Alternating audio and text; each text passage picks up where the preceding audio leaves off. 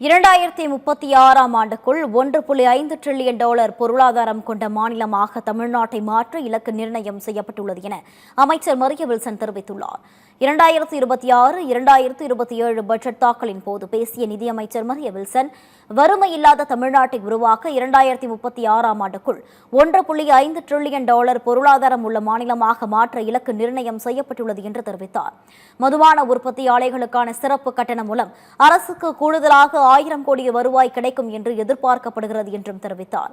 மாநிலத்தின் வருவாயை அதிகரிக்க வருவாய் மேம்பாட்டுக் குழுவை விரைவில் அரசு அமைக்க உள்ளது என்றும், மக்களின் வரிப்பணத்தில் ஒரு பைசா தொடமாட்டோம், தொடவும் விடமாட்டோம், இதற்கு முன்பு தொட்டவர்களையும் விடமாட்டோம் என்று கூறினார்.